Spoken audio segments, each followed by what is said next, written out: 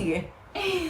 Hello, baby. Hello. It's so nice to have you on today. Thank you so much for having me on, dude. I'm so excited. So sweet. Today we have Steph on, who is a model, environmental I did environmental science, chemistry, and conservation biology. mode. You've graduated. Hey? Yes, I graduated a while ago now, so I might be getting a little embarrassed. No, you've graduated that. And do you reckon you could tell me a little bit about yourself and how you started out kind of in the online world? Because it sort of seemed like you kind of just sort of came out of nowhere. Like it was such a big boom. Yeah, it was super random. I definitely didn't see I had kind of no aspirations in that field whatsoever. I feel like if anything, when I was a bit younger, I probably had more of a negative relationship with social media and wasn't really sure if that was something that was bringing value into my life. But yeah, I just honestly got super lucky. Like, it is the most random thing to ever happen to me. It is quite random. Like, it's super random, dude. When it was happening, I was like, I don't really know. Like, I don't know. My friends were like, what's going on? My family was like, why? I was like, I don't know. But yeah, I basically just like posted a few photos and they just kind of went viral on the Explore page. That's pretty much it. Like, there wasn't really much intention about it. And like, yeah, I fully feel for people where it takes like a really long time to kind of build that following and everything. But yeah, it really was a fluke, which I'm super grateful for. Obviously, is like so many incredible opportunities have come from it. But yeah, honestly, that's pretty much it. Like, now I'm just kind of trying to navigate that space, being like, how do I want to actually utilize this? And I think I'm just super grateful to have an audience that actually, occasionally seems to care about what I think, and like, I just want to make sure I'm using it for good. Otherwise, I don't know, it feels like kind of meaningless to me. For sure. Is your relationship with social media often changing? Do you find yourself like at times being like, I'm really frothing this is a natural flow, and at times you're just like, oof, I just don't really feel like being here right now? 100%. I think I'm definitely torn between sometimes like not wanting to exist on that space whatsoever and just keep everything to myself. But then I think with having the audience, I'm like, this is really can make a difference if I use it in the right way. It's just a matter of me figuring out how to do that, how I want to put myself forward in that way and be vulnerable to be like, hello, this is me and this is what I care about, and accept the backlash that comes from that as well.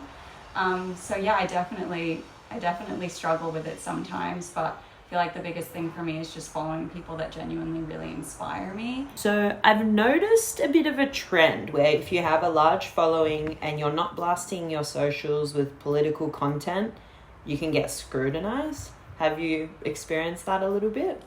Definitely, I have experienced that.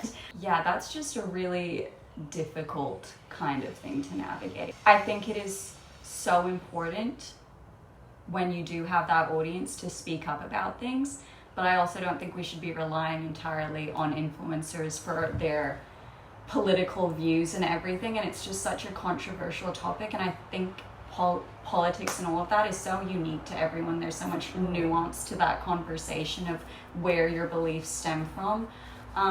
I think if I speak up about something, it's because I'm like, okay, I think I can bring value to this conversation with my opinion. I wouldn't judge someone else for not speaking up about it, because there have been things I've spoken about and I've received so much backlash. And I think people forget, like, you're not just a random internet figure, you're someone that has like a heart and feelings. And it's like, oh, I'm just trying my best and I'm trying to do what I think is right. But at the end of the day, no, I'm not going to know everything about every single thing happening. And I just, right now, I feel like my focus is talking about things that I feel like I have some experience in. I have some knowledge that I can actually bring to the table, rather than just talking about something because I feel like I have to. For sure. Do you get what I mean?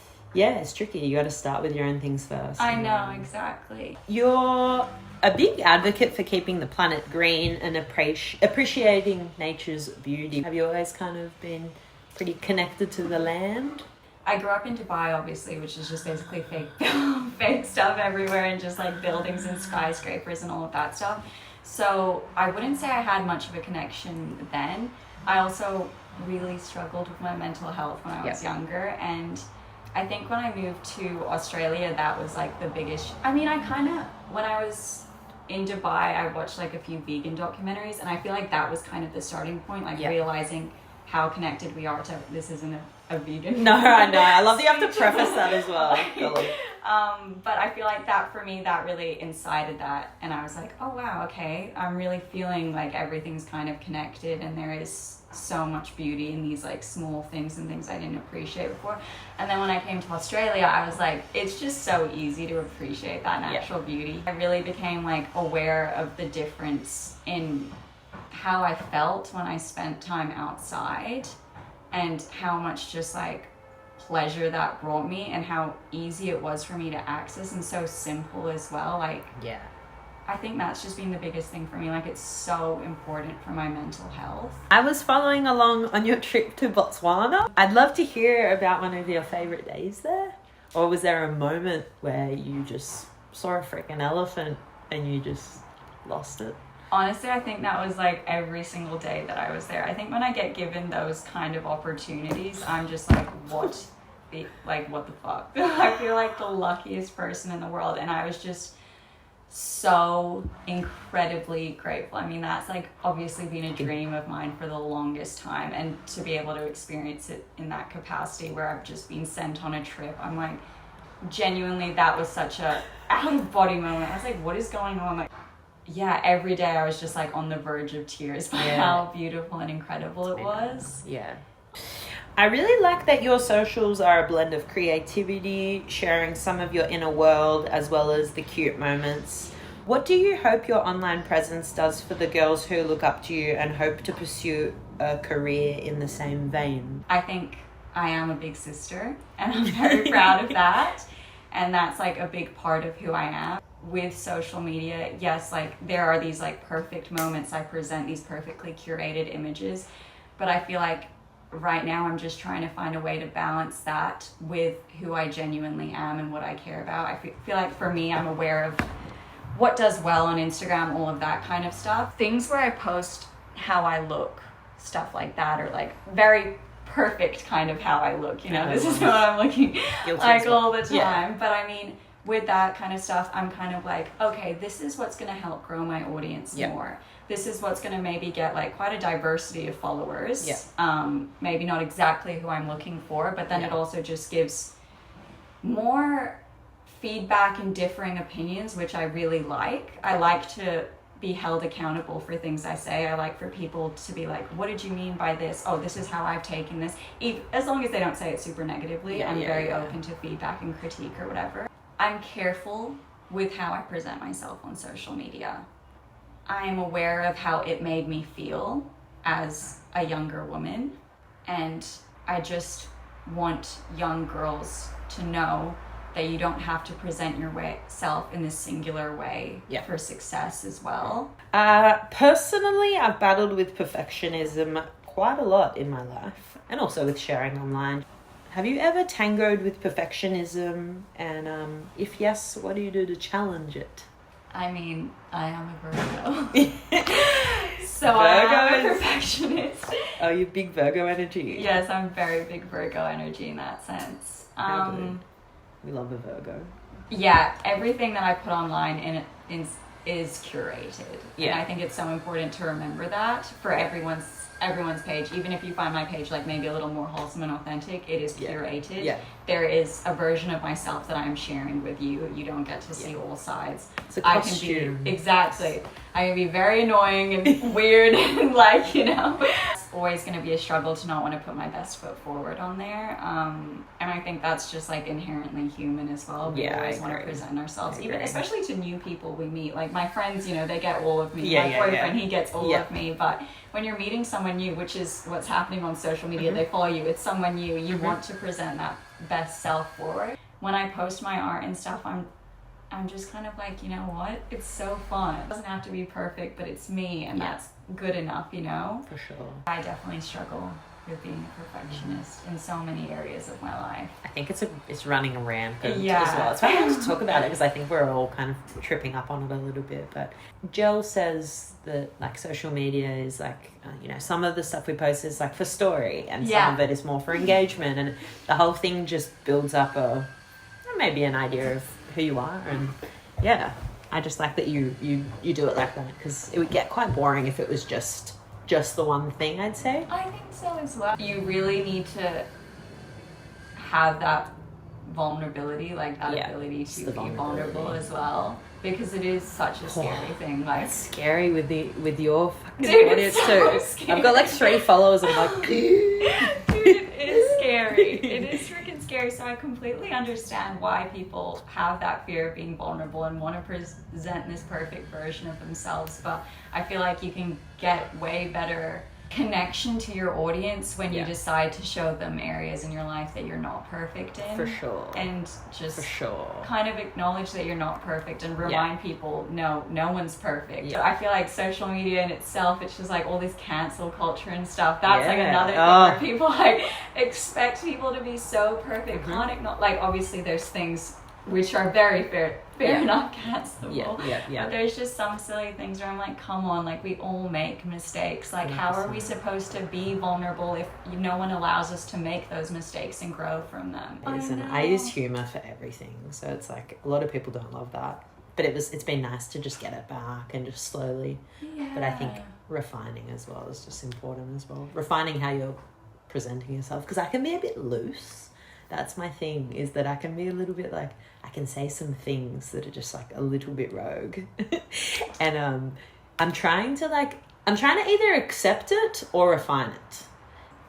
I think the people that you want to connect with are going to see that and feel connected to it. And those are the kind of people you want in your life as well. I feel like if I share something and someone doesn't like it for an extremely silly reason or whatever, I'm just like, well, it wasn't for you. Yeah, that's I don't want to connect with you. Yeah. No, that's great. You know, I think it's a really cool thing to be resilient with. So good on you. But no, definitely, it's curated. Yeah. I'm the most curated feed ever. My drafts, it's just like, you know. I had the pleasure of meeting your man, Ollie, the other day. Yes. What's it been like opening yourself up to that level of support and care? Yeah, Ollie is the relationship that I've had the most trust with. All of my past relationships, there was just trust was always just kind of ruined in some way. Yeah. And they loved an idea of me and not who I actually was, because I felt like I was just always being like silenced in a sense. Yeah. That's maybe a bit dramatic, but just like it was kind of like I have a lot. I'm a very talkative person, it's obvious, and I think in the past, like I've always been kind of just like, no, like I don't want to hear that, I don't care, like why are we talking about this? And I think it is kind of the bare minimum, but Ollie is like the first guy that's like everything about me he loves. I mean, there's definitely things he doesn't love, but I mean the core, my core being he loves so much. He always lifts me up, he always supports me, he makes me feel so loved. He never leaves me questioning if I'm like the most important person to him, if I'm, you know, the girl for him kind of thing. And I really haven't had that before, and I'm just like so incredibly grateful for it. And not that I'm saying he worships everything that I do, because he definitely holds me accountable for actions that I'm not perfect in, and there's definitely like we both just grow so much in this relationship together. Not that you need to change the person you're with at all, but I think both of you need to be open to change and compromise and growing as people, otherwise it's never going to work. You're two imperfect people coming together, and you just need to figure out how to make that work. And as long as you're both willing to try, willing to grow together, willing to make changes that are realistic, then I think that's amazing. And I'm just so grateful for how patient he's been with me. He must be quite confident if he put in the work, you know? He is. He definitely is confident, which is such a good thing. And he's so secure in himself. Yes. I feel like our commitment to always grow and be better for each other is just like the foundation of our relationship. It's the elixir. And the trust. The trust is, oh my God, I just love being able to trust someone again. It's just the best feeling. Like, it's just something I missed for so long. Like, I think it's just so sad, like, that you just let, like, people just hurt you, and then you just, I don't know. It's just so fucked up. It's like, you just shut it down. I don't know what the best way to navigate that is, but I think I know what it is. Okay, you tell me. I think it's just feeling it in your body. Yeah. It's just being like, how's this person's energy, and do I want to be around this energy? You posted something recently about having Ollie as a soundboard for your ideas, and it struck a chord within me, actually, because I'm not usually one to talk very creative. I don't really share my ideas. I just work alone, and I've sort of wired myself to just create on my own. But that post made me realize that I want that sounding board for myself. How does it feel to have that level of genuine support and consideration? So I have this fear, because I've got a lot to say. Me too, girl. Yeah, I'm like, I've got a lot to say, and I don't think I've been heard a lot. And I think that's kind of why I started this podcast, because last year I had a lot of things that I needed to say and kind of like, you know, air them out so they're not as heavy anymore.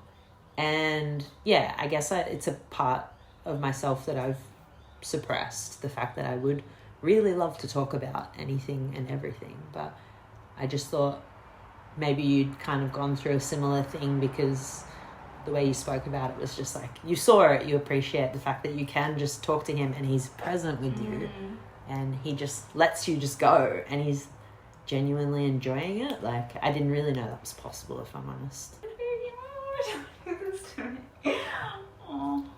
When you speak and when you show your true voice and like let yourself be heard, just seeing how the people in your life respond to that, and if they're not responding in a way that's supportive and filled with love, then fuck that. Yep. You know, like, fuck that, dude. No, you're right. It's just about selecting who you speak about it with. Hey, it is. It's just like, I think I'm really lucky because I have like the closest relationship with my little sister, and I'm sure you feel this way with Joe as well. Yeah. It's just like, she is my 100% biggest supporter. And I would do absolutely anything for her. Like, she is, you know, there is no one in the world that I would want to succeed more than her. There's nothing I wouldn't do for her, kind of thing, you know. And I seek that kind of love and understanding from the other people from my life. And I think before I was not content, but I would just accept that people weren't interested in what I had to say. It's once again just like setting those boundaries and being like, if you can't see like who I am or what I have to offer, then like, fuck you. And that's self-love as well. Acknowledge, like, before I had the idea that nothing I had to say was like worthy of being heard. Like, that's why I was so shy when I was younger. Like, I literally would not talk because I was like, I have nothing of value to add to this conversation. Whatever I'm going to say is weird. I feel like no one's going to care. Oh, you just took me straight back to my childhood. Dude, particular moment. Thank you.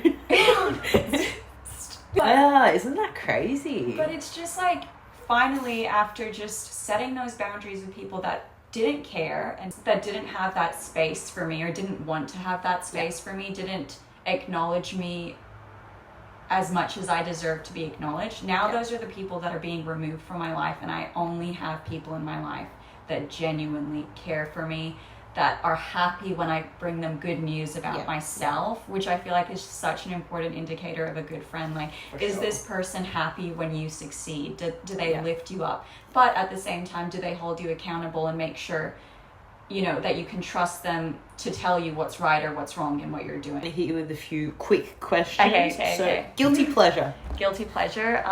Or pleasures. Oh God, watching The Office. Like, genuinely, I do that every night.